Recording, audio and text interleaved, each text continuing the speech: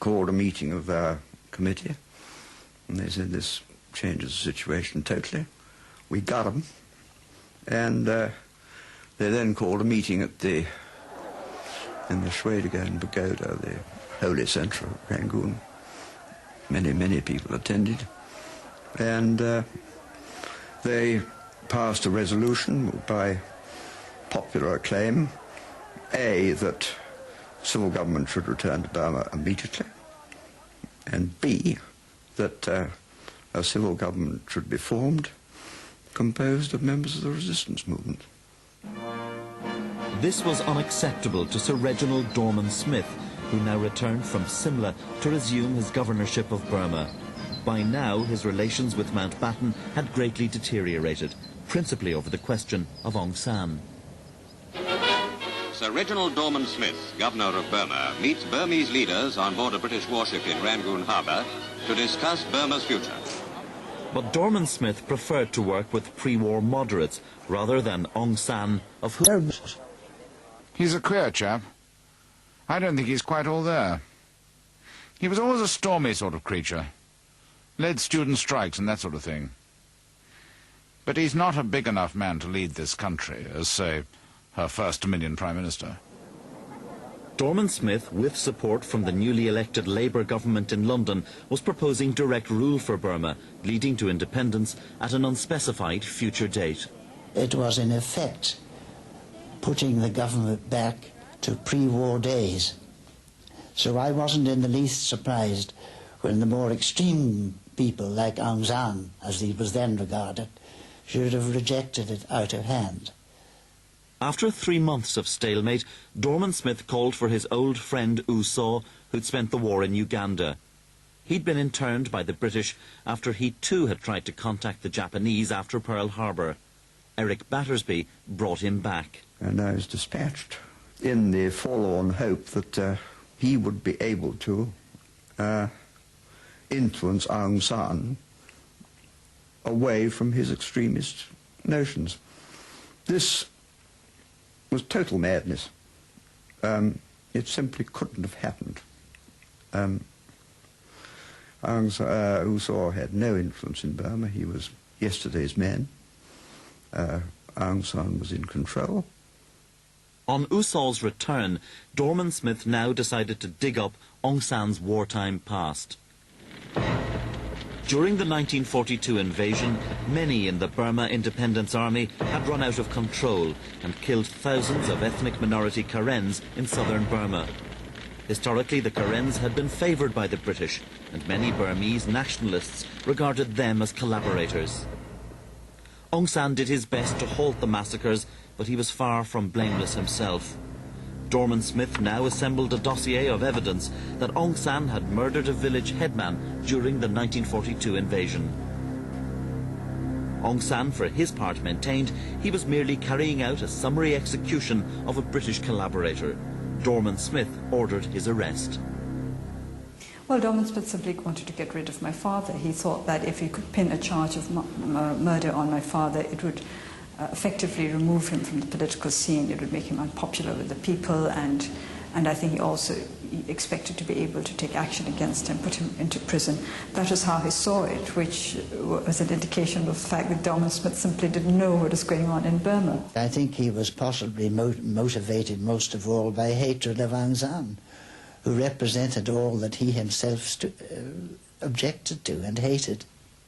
But before Aung San could be arrested, Prime Minister Clement Attlee consulted the file. He concluded that Dorman-Smith had lost his grip and recalled him at once. Dorman-Smith remained unrepentant and later wrote to a friend, "We'd already hanged a number of Aung San's lesser colleagues for similar offences, and I failed to see why he shouldn't take his chances before a jury. We might have felt bound to exercise clemency had he been sentenced to death, but we could have dealt with that when the situation arose." With Dorman-Smith out of the way, Aung San and his renamed anti-fascist People's Freedom League were now firmly in control. They demanded immediate independence and came to London to get it. My colleagues and I have come to London in response to the invitation of His Majesty's government in order to discuss the constitutional questions of Burma. The demand of our people is complete independence. Attlee was impressed and gave Aung San what he wanted, a guarantee of independence within 1 year. I've sometimes wondered what would have happened if the Conservative government had still been in power, because I think Churchill had been reluctant enough over India. But I think with the history of Burma, and this, as Churchill would have regarded him as a dangerous traitor, I doubt if his government would have so readily given in, as some people thought, to the demands of the Burmans. Aung San was surprised too. Before leaving for London, he had laid plans for an armed rebellion to be activated had the talks not gone well. A Burmese friend of mine told me that the start of the plans was to be the murder of as many as possible of British officers and their wives. And this friend of mine told me with gusts of laughter, I was to kill you and Nancy. Well, that took me somewhat aback, but he seemed to think it was a joke, so I thought I'd better treat it as a joke too. Still, I never felt quite the same about him. Aung San returned from London to great acclaim, but by now Burma was set to leave the Commonwealth. While in England, he had told Mountbatten why. He said, I have very sad news. I have to report to you I can't possibly keep Burma within the Commonwealth. I said, why not? He said, because things changed completely after you left. The governor took a violent, I don't say dislike, but he tried to persecute me. He tried to get evidence that I had committed crimes and atrocities so that he could try me, and I think he wanted to hang me. And it's very difficult, therefore, to work with somebody who you know has been trying to pin a murder rap on you and trying to liquidate you personally and refuse to deal with your party. So how can you stay within an empire whose representative is after you? I said, that's very, very sad. After his dismissal, Dorman-Smith continued to be involved in Burmese affairs. He took a great interest in the minority Karen's claim for their own separate state. Burma was and still is a country of many distinct ethnic groups, many of whom feel no connection with the majority Burmans. In southern Burma, the Karen, fearful of a repeat of the 1942 massacres, were committed to separation from the end of the war. When Aung San returned from London in 1947, he concluded an agreement with all the country's minorities that they would join the independent state of Burma with a measure of autonomy. There was, however, one group missing, the Karens, the so-called British collaborators of the war. The separatist claims of the Karens now became the main focus of a shadowy new group founded by Sir Reginald Dorman-Smith shortly after the Aung San-Attlee Agreement.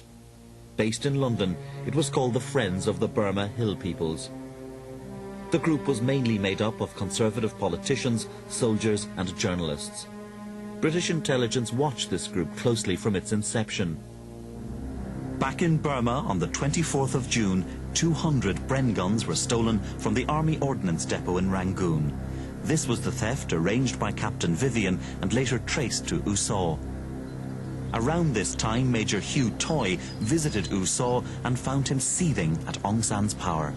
He contrasted himself with what he thought of as this rather gauche upstart in Aung San.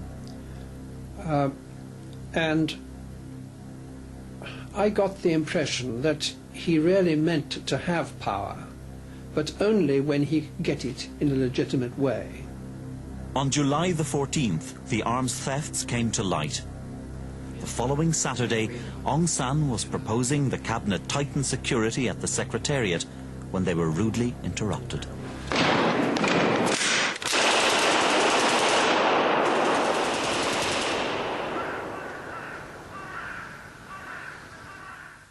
U Saw and 8 others stood trial for murder. Sir Reginald Dorman-Smith offered to give evidence in his friend's defence, but was discouraged by the British government.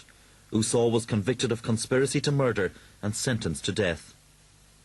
Dorman-Smith intervened once more, this time to plead for clemency for his friend. The plea was rejected.